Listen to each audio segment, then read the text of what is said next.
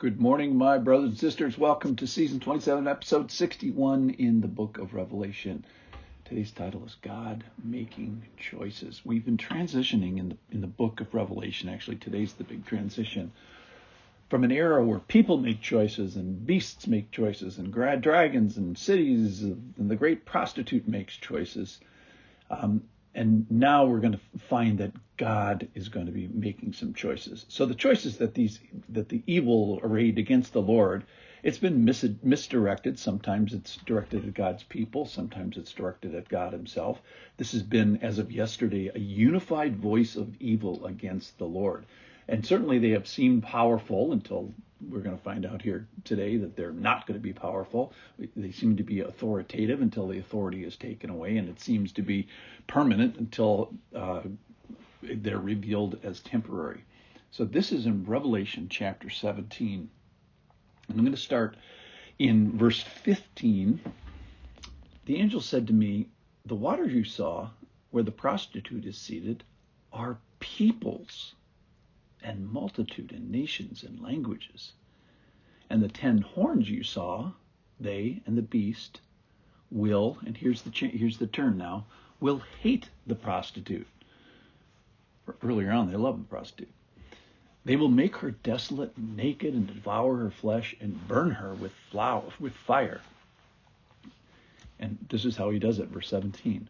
"For God has put it into their hearts to carry out his purpose by being of one mind and handing over their royal power to the beast until the words of God are fulfilled."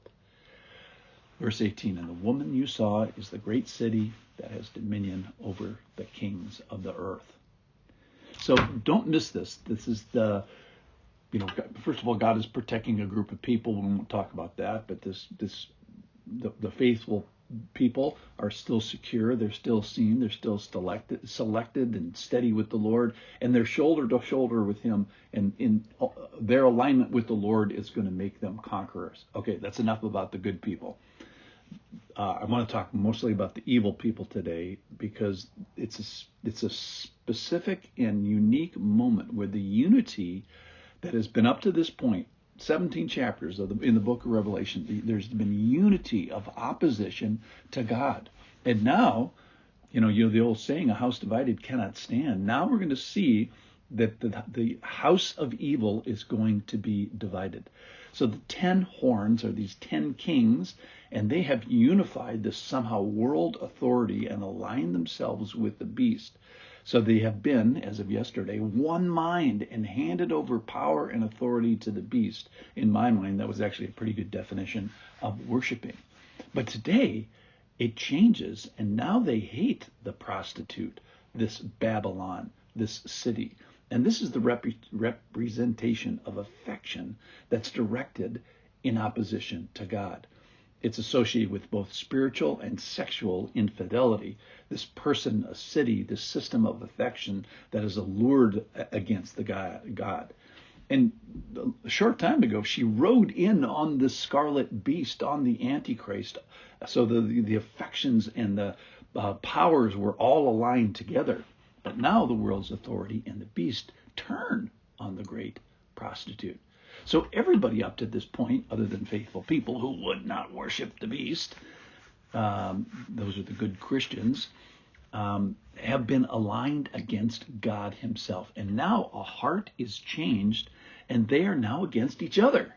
So God starts to exude his choices. So everybody gets a choice, and now we find God gets a choice. He gets dominion. He gets his judgment. And the satanic alliance is now broken. So God uses sovereignly his enemies to carry out his purposes. The powers of evil will now more clearly serve the purposes of God. So this judgment and punishment and destruction of others of his enemies is done by certain of his enemies. So the enemies of his church are being used by God to destroy the enemies of his church. So if the prostitute represents this beguiling influence, then the beast's military power is now directed against it. So how does God do this alliance breaking? Well,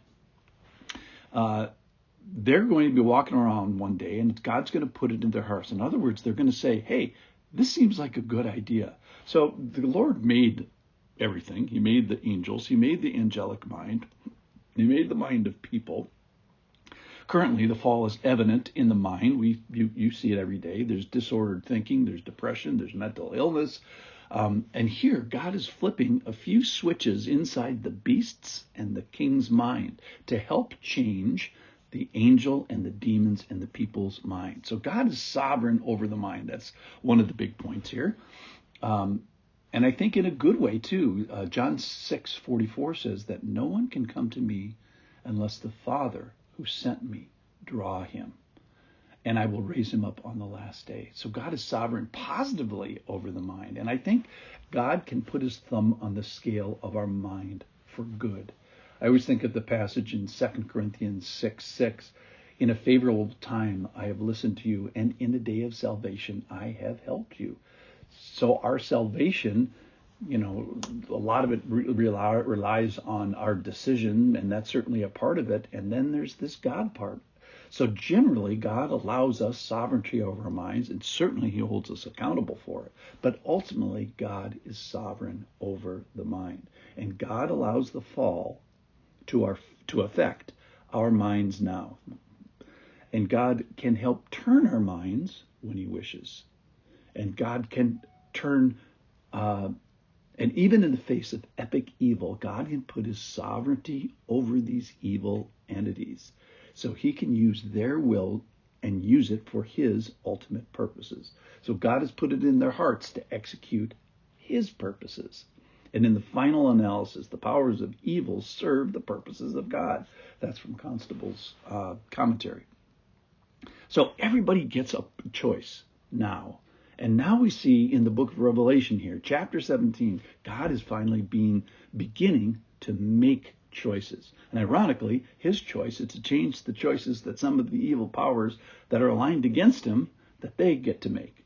So before the day when God uses his choice to direct your choice, let us devote ourselves and let's make good, aligned, worshipful, and leaned in choices towards God today. Thanks for listening.